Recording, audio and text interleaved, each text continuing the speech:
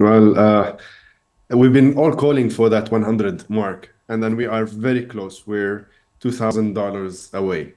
And that run that we had in the last few weeks within Trump election gave it a big run. So going back to your questions, we're seeing a lot of Trumpism, if I want to call, but into the Bitcoin and cryptocurrencies as general to move this whole industry to another. And in your report, you mentioned that Trump, he wants to have Bitcoin minted coming from the US. And by the way, they are now hastening to buy around 1 million Bitcoin, i.e., 5% of the total supply.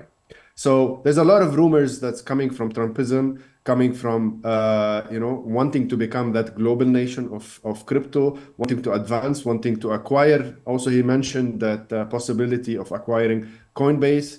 Also mentioning the crypto-friendly regulations, possibly putting people in the right position this time. The SEC chairman, Gary Gensler, resignation, Elon Musk, and we know Elon Musk when he says dodge to the moon, the whole market moves. So he has all of those elements. I'm not sure if it's a FOMO in terms as fear of missing out, or in its essence that it's a real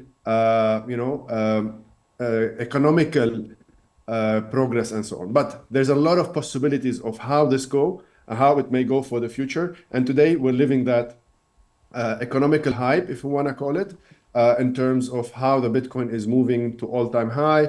And there's a lot of, from BlackRock, JP Morgan, all of those big banks are trying also to take a big stake. We might be reaching a place where there's limited supply even to the Bitcoin.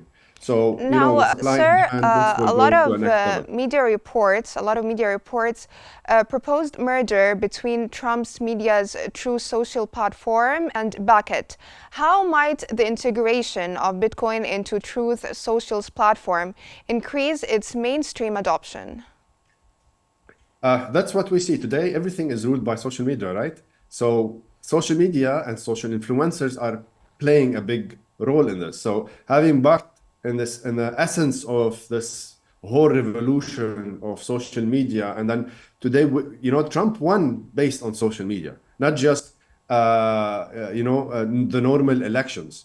So having the Trump media and back together, and possibly buying Coinbase and getting the right people, such as the CEO of Coinbase, Brian, possibly as a minister or minister of, related into the cryptocurrencies, having Elon Musk and so on, it will definitely change the whole game for the US. We know that US is suffering. We know that US is highly in debt, that they are, they don't have the right elements. That's why there's a full restructure on the issues and day-to-day side, and there's a full restructure on the financial side. Maybe today, and then possibly we'll see this, Bitcoin will become the US-backed reserve, similarly to what happened in the 1970s, going from gold to petrol and maybe to Bitcoin. Now, delving more into Trump's strategy here regarding the Bitcoin, what is the significance of Trump's pledge to create a national Bitcoin reserve, and how could this affect traditional currencies?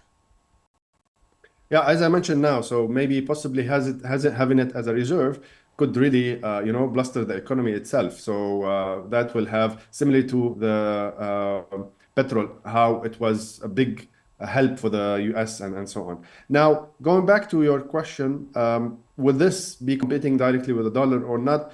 In the end of the day, it's a financial instrument. It's one way to deal with money. The US dollar will always be there. Will it be replaced? I don't think so. Will it be, empowered? Possibly, because now we might be talking about USDT, but this time government-backed USDT, not just from companies such as Tether and so many other companies. So the future is very bright towards the financial and economical situation of the US and the US dollars itself, towards how this will be part of ruling of the wave of the Bitcoin, I want to call it the Bitcoin wave, and not missing out. Because lately, for the last 4 or 5 years, Bitcoin or US has been missing out a whole wave, and it has been unfriendly, and it has been, trying to change all of the founders.